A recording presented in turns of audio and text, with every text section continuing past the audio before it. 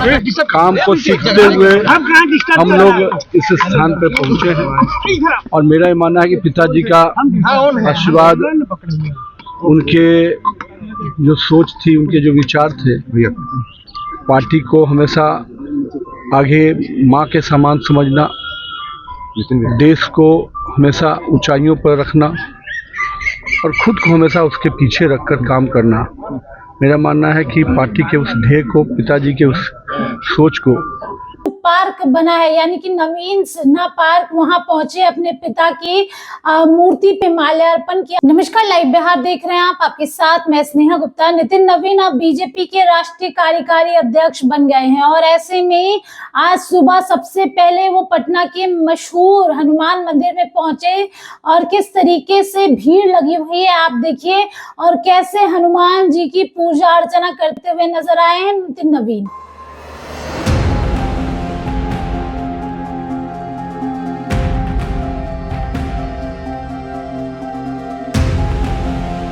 तो देखा आपने किस तरीके से नितिन नवीन पूजा अर्चना करते हुए नजर आए और इसके बाद अपने पिता के नाम पर जो पार्क बना है, यानी कि नवीन सिन्हा पार्क, वहां पहुंचे, अपने पिता की मूर्ति पे माल्यार्पण किया। और इस दौरान क्या कुछ कहते नजर आए हैं नितिन नवीन, पहले आप इस वीडियो पर नजर डालिए। क्या कहेंगे पिताजी को याद किया? 20 वर्ष पहले पिताजी के निधन के बाद पार्टी ने मुझे मौका दिया, पार्टी ने आशीर्वाद दिया कि मैं कार्यकर्ताओं के साथ काम को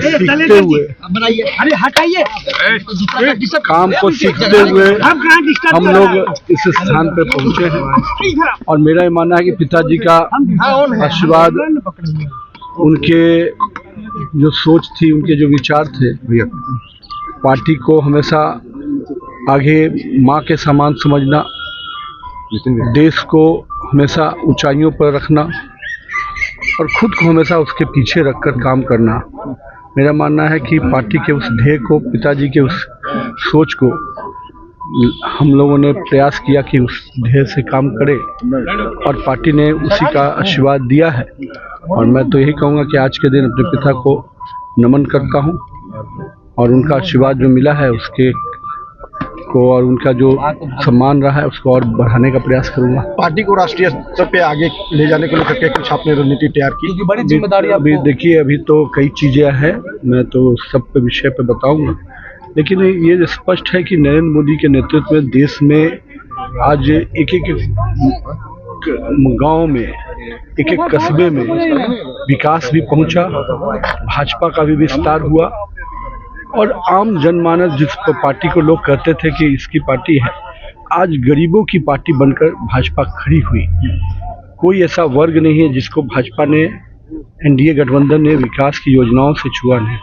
जो हमारे विचार शख्सियत रहे, दीनदयाल जी, श्यामा प्रसाद मुखर्जी जी, उन्होंने जिस प्रकार से अंत्योदय के बात को किया और विचार को आगे बढ़ाया, उस अंत्योदय को माननीय अटल बिहारी, हमारे श्रद्धेय अटल बिहारी वाजपेयी जी ने आगे बढ़ाया और फिर हमारे नेता नरेंद्र मोदी जी ने हर गांव और कस्बे तक अंत्योदय के उस संकल्प को आगे बढ़ाया। बंगाल चुनाव को किस तरीके से देखते हैं नितिन जी? कितनी बड़ी चुनौती? और देखिए, बंगाल हो, यूपी हो, असम हो, बिहार, भाजपा का कार्यकर्ता हर दिन चुनाव के लिए तैयार रहता है।